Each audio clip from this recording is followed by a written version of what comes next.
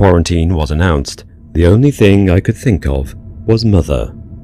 Yes, behind that, the memories crept closer, shadows and dark things, not forgotten, but suppressed, the knot of fear in my belly that had been tied long ago. But more than that, more than anything, I thought of her. In the 56 years since she arrived in Britain from Turkey, not once had she spent an entire day inside. In fact, it was rare to see her spend more than a few hours indoors. When she did, she restlessly moved between rooms, pacing and shifting from one seat to the other, always inching closer to the doors, to the outside. Most often, when I went round to visit, I would find her in the garden, or sitting out on the front step, waving to children and sharing jokes with passers-by, for whom she had long been a fixture. I had lost count of the number of times I'd been told by concerned neighbours that I should make sure to get your mother inside out of the weather, and also of the times she had scolded them for sticking their noses where they weren't wanted, and speaking to me on her behalf, as if she weren't there or in full possession of her faculties. "Why you talk to him?" she would shout, in a Turkish accent still as thick as the coffee she made, despite having lived in England for over 3 decades. "I am here. I'm not stupid. You want talk? You talk to me. If I want stay outside, I stay outside. None of your damn business." She would say this with a shake of the fist and a dismissive sucking of the teeth, a gesture I had never quite managed to master, but which I admired for its expressiveness. Once you heard that sound, you were in no doubt what it meant.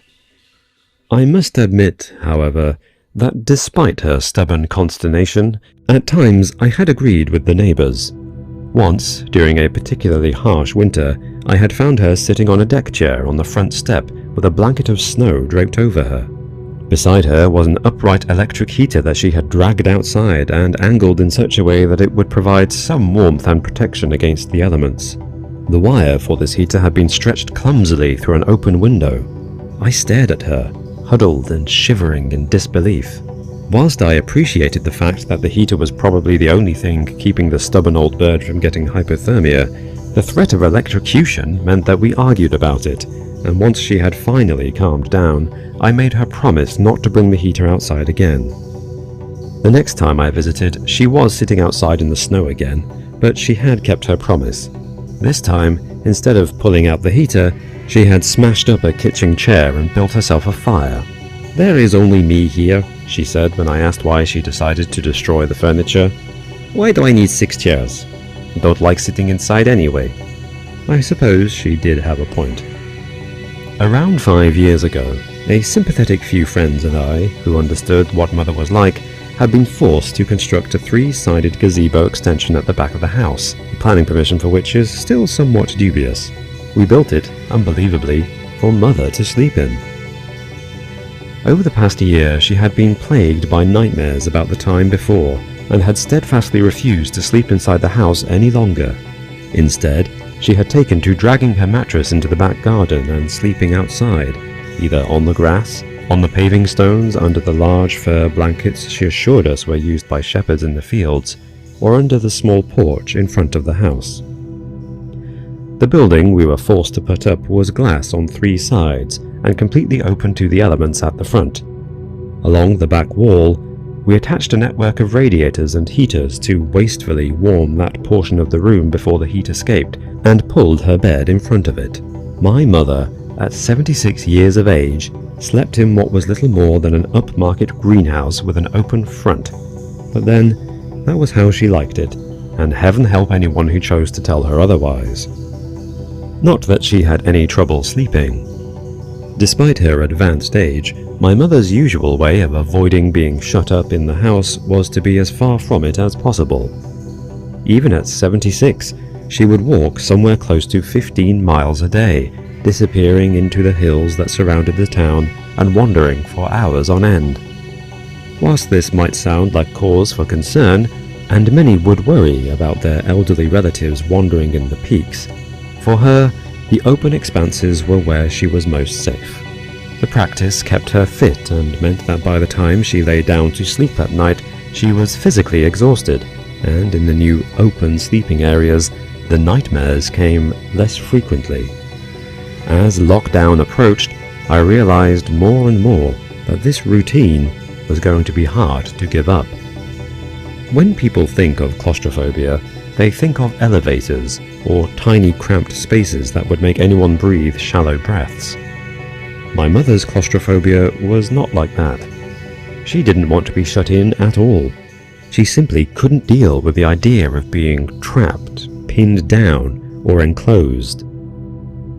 She would often remind me that the claustro in claustrophobia referred to a bolt, as in something used to seal a lock or door, which, she would point out, was ironic because bolt was exactly what she wanted to do whenever she even thought of being caught inside. My mother had decided 56 years earlier that she never wanted to be sealed in or locked down ever again, which was a problem considering what was about to be announced. I watched the daily press conferences leading up to quarantine in the kitchen. The British Prime Minister, whose jowly hound dog face always looked as if it was partway through losing a battle with gravity anyway, looked even more sullen than usual as he spoke in direct terms through frowns and grimaces of the possible human cost of the virus. The hard, declarative sentences he used were meant, I suppose, to show that he was levelling with the people, being frank, truthful, and direct. In practice, they actually made him sound increasingly cold and remote, distanced from the reality even as he measured its dimensions. He spoke in certainties of families losing loved ones before their time, and I felt my jaw tighten. How dare he speak in such blasé terms about other people's loved ones? How, I wondered, did he manage to speak with such offhand irreverence about cherished human lives? Lives like mothers. By the time the quarantine was officially announced, I had already moved in full-time with Mother. At first, she was typically grumpy about it, huffing and complaining loudly at every opportunity, as if having me there were a huge inconvenience or a restriction on her hard-won freedom. "Now you move in," she grumbled with a wave of the hand. "More reason to be outside." Despite this, I knew deep down that she appreciated me being there. That night, we watched the announcement together. Like most people I have spoken to about the whole thing, I have to admit that the apparent seriousness of the situation did make my stomach tighten, and I felt a familiar pang of fear. My mother, seeming to recognize the glint of fear in my eyes, rested her good hand on mine and squeezed. Then, with a level of acceptance and humility I was not expecting, I saw her nod her head as she whispered, "I stay in if you stay in. It will be okay. We have been inside together before." I threw her a smile, knowing that she was right on both counts. It would be okay, and we had, of course, been inside together before. I squeezed her hand back, careful not to squeeze too tightly and bruise her fragile skin. She caught me looking at her and turned her head away, sucking her teeth at the screen. "Why, this man is Boris. He is no Russian, this Boris." At this we both laughed, though we knew that the laughter was a curtain, a concealing shield held up to hide what lurked behind, what always lurked behind. For behind this veil of humour hung the memory of the last time we were inside together, and the real, horrifying reason why she never wanted to be inside again. I was 6 years old the day the sky fell down. At 6 years old, every day seems to last forever. Even an hour is like an age. In our tomb under the table, the days seemed even longer. But I still kept count. I was 6 years, 14 days by the time we finally got out. The earthquake struck on my 6th birthday.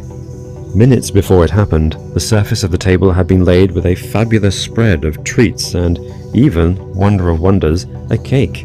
I remember even then, at such a young age, looking at the collected goodies and noticing how out of place they seemed. Our home, before it was destroyed by the earthquake, was a sparse apartment on the bottom floor of a dilapidated building in one of the poorer quarters of Istanbul. It consisted of a single room, a dark concrete box with a single glassless window and walls the colour of autumn skies. The overwhelming impression given by the place was one of scarcity, the banality forced upon those that can afford no better and who live and die surrounded by the muted, grey palette of want. But not on my birthday. My mother was a proud woman, and no son of hers was going to see his birthday flash by as just another measure in a life of drudgery. A birthday, she insisted, should be special. On that day, my mother, having saved what meagre pittance she was able to earn, spent it in preparation. She laid the table with an array of cheap but brightly wrapped delights that seemed to us to leap from the grey like a glorious red tulip, growing, somehow, through a crack in the pavement. The meagre light afforded by our single window meant that much of the room was in a constant state of near darkness. The areas that were lit were illuminated ineffectively by my mother's old oil lamp, meaning that the walls around us seemed forever to dance with crowds of flickering shadows. Against that dull background, the suites looked incongruous, wrong, and out of place. Yet they filled my young mind with such excitement. It is a wonder to me now that at the time, the wrappers themselves were as great a marvel as their contents. Colour was rare here, and a thing to be cherished. On a normal day, these things were tantalizingly and tortuously out of reach. As it so happened, the earthquake ensured that they would remain that way. The strange thing about earthquakes, when they happen, is that for the first few seconds you wonder if the problem is with you, inside your head. Your mind struggles to come to terms with the fact that the horizon seems to be quivering, that the ground beneath you is shifting, and the walls are beginning to shake. In the fraction of a second it takes your mind to jump to the word earthquake and make sense of what is happening, your thoughts spill into the blur created by the event. As a newly minted 6-year-old who had never before experienced an earthquake, I was terrified. My mother, having already reached the moment of epiphany that told her what was happening, gripped my arm with such force that the action left bruises, and with a single yanking motion, dragged me from my chair heavily onto the floor and pulled me under the table. Seconds later, the chair on which I had been sitting was crushed by the internal wall, collapsing inward as the 2 floors above our dwelling caved in around us and everything went dark. Both my mother and sister screamed, but they were very different sounds. My sister's cry was of pure 4-year-old fear. My mother's was different, of pain. Mother's quick thinking, to drag us both, clutched to her chest beneath the table, had saved us from the falling building, but it had also sealed us in. Around us, on all 4 sides, huge slabs of rubble, concrete, brick, and dust stood in haphazard piles. They had fallen on top and around the table so that we were now enclosed within the cavity created by its dimensions. It was as if the room had shrunk, hammered from every side like a soda can being crushed in seconds to become 1/100th of its size, as if even the tiny patch we had been afforded in life was considered to be too much, and now the only space that God would allow us was the space beneath the table, the space in which we were now trapped. My mother's foot had been outside of that space, half of it protruding out beyond the ordained area of sanctuary. As such, that foot was punished. From the scream she had let out, I knew immediately that the foot had been crushed. The table itself was of heavy oak and had been the only piece of furniture in the room when we had moved in. It was a sturdy piece which, like Atlas, was now holding what seemed like most of the building across its surface. The surface where only minutes earlier my birthday cake had been. I remember wondering how long the table's 4 legs could hold.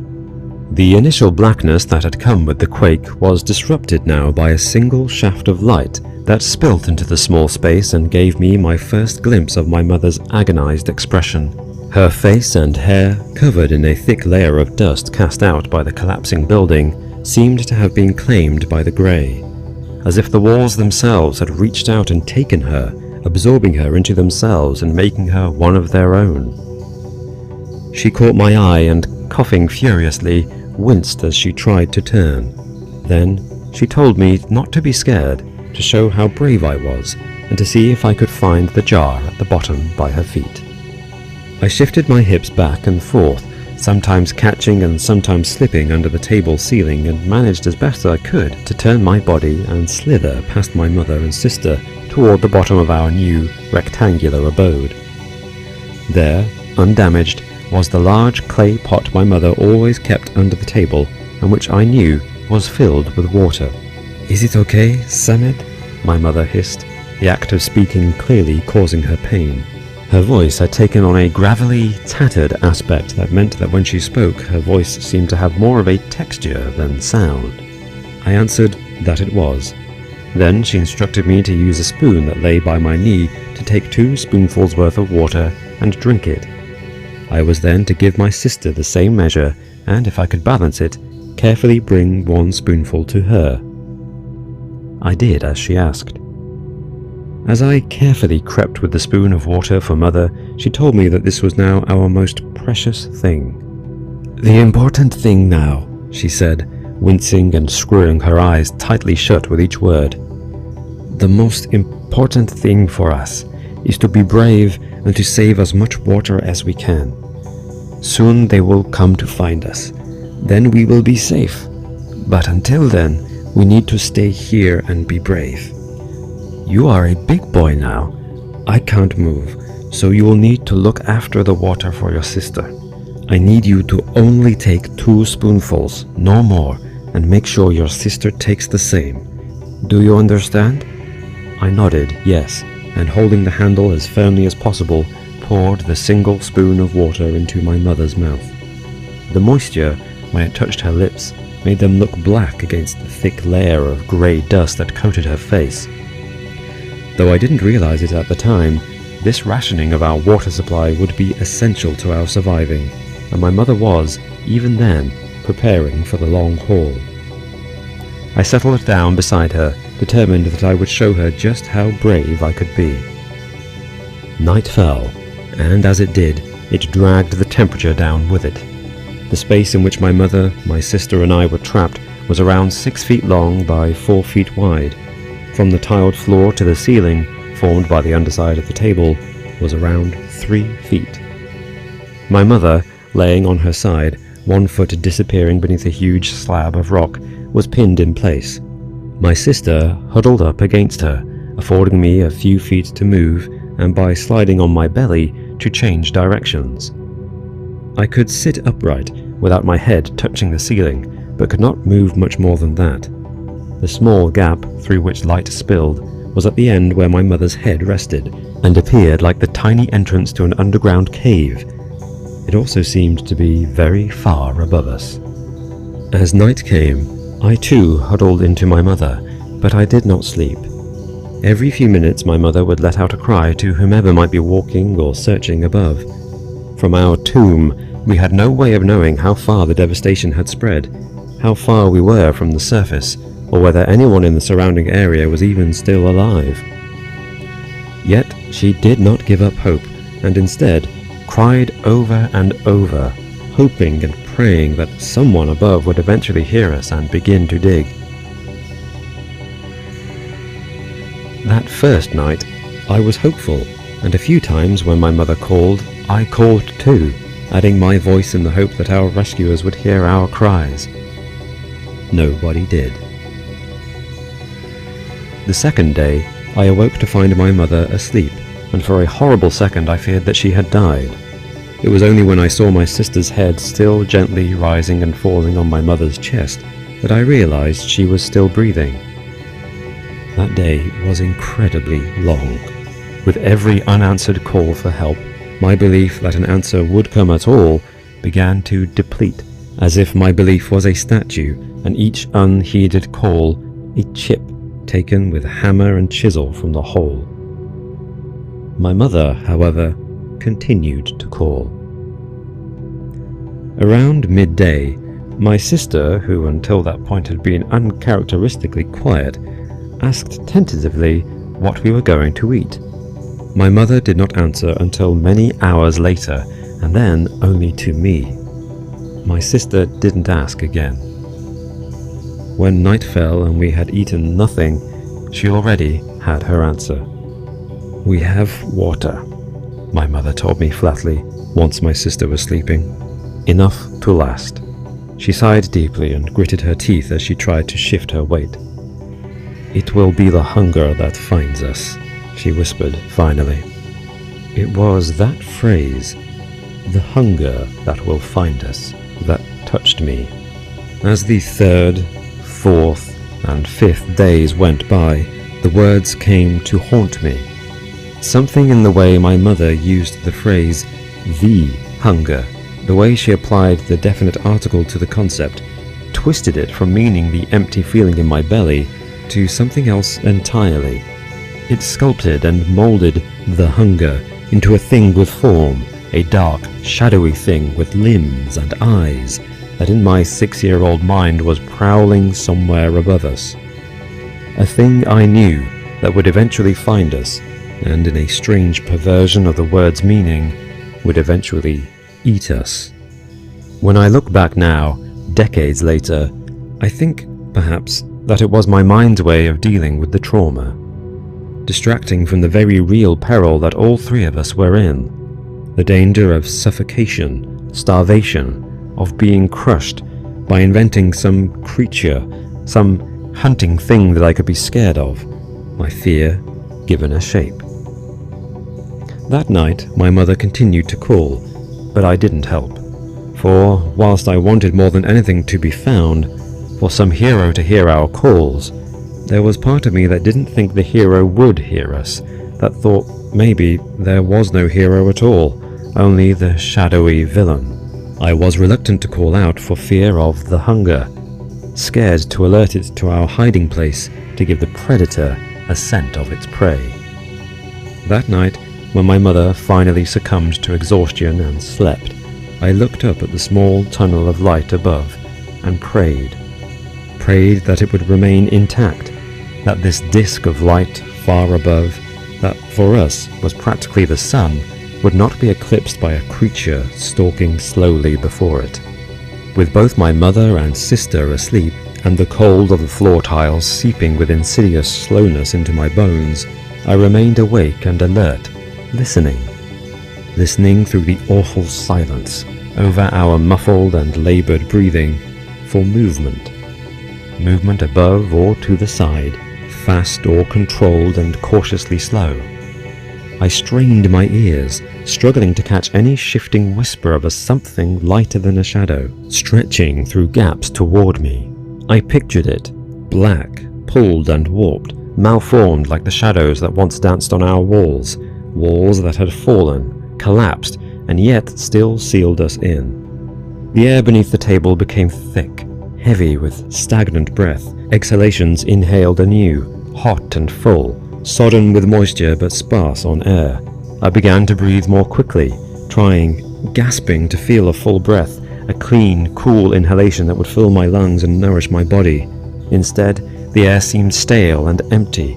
I felt a pressure, heavy as a lead weight, pushed down upon my chest as the walls of my prison, already so narrow, seemed even then to shrink. Perhaps, I thought, this was a tomb. Perhaps we were already dead, and the hunger would come like the worms of the grave to feed upon those below ground, because, after all, was that not what we now were?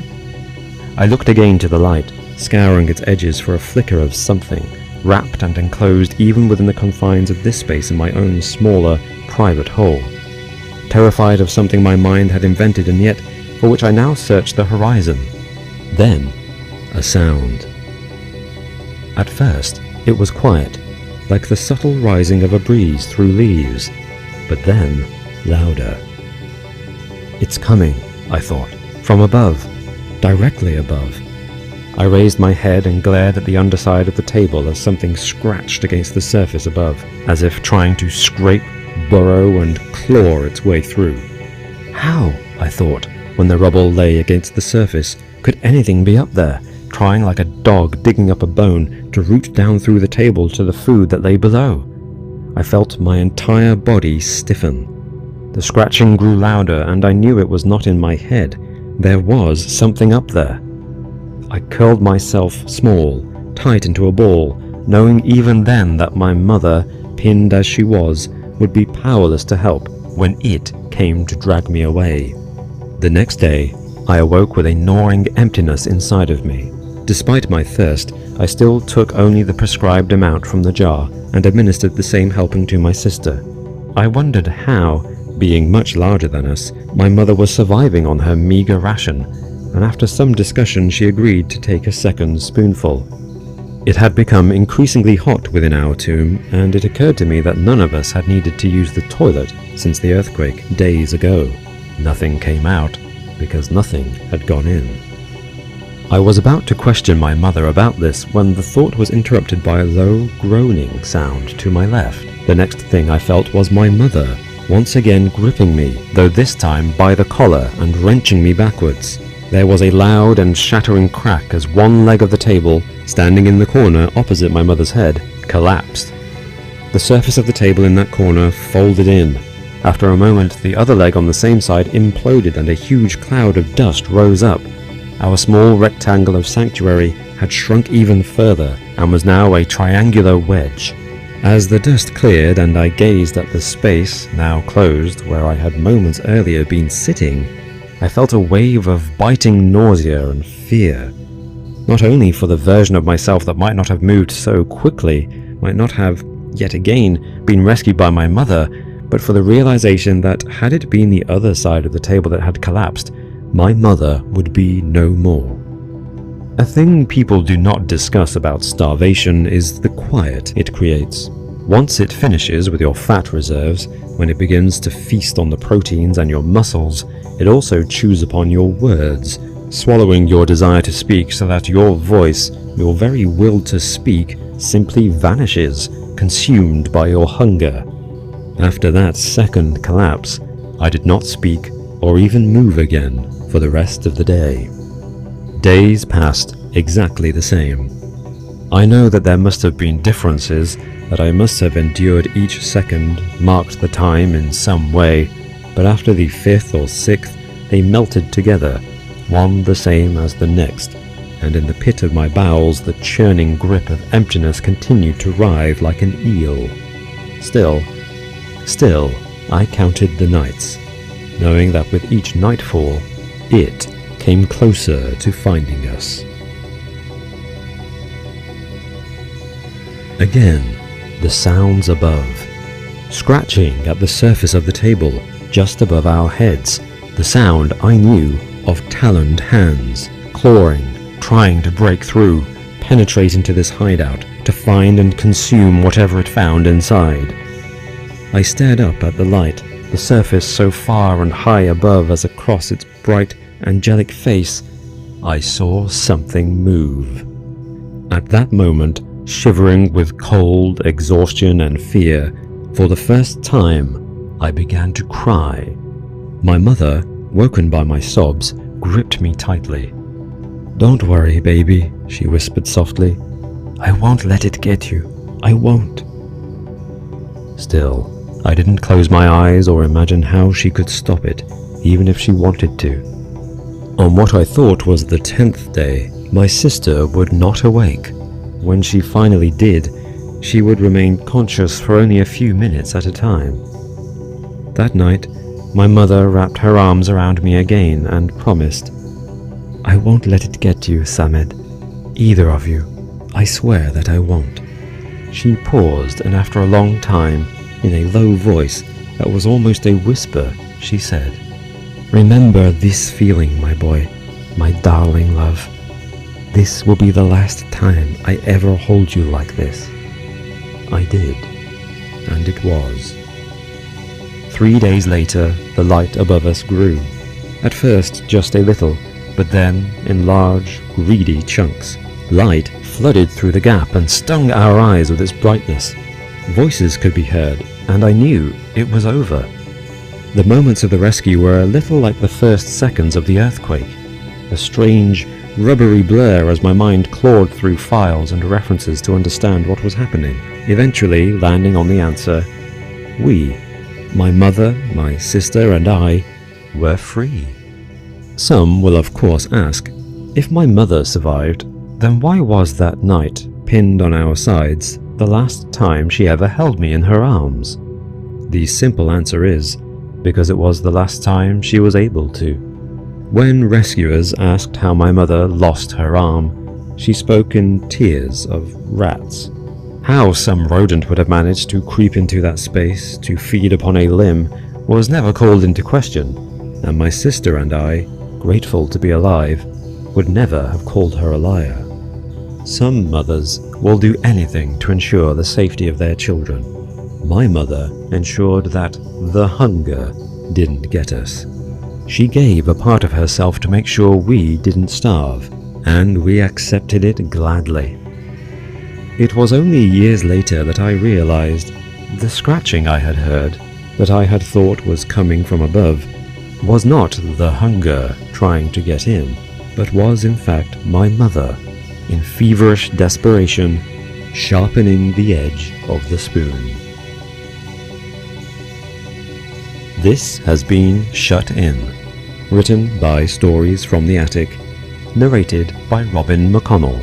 Copyright 2020 by Michael Vandervoort.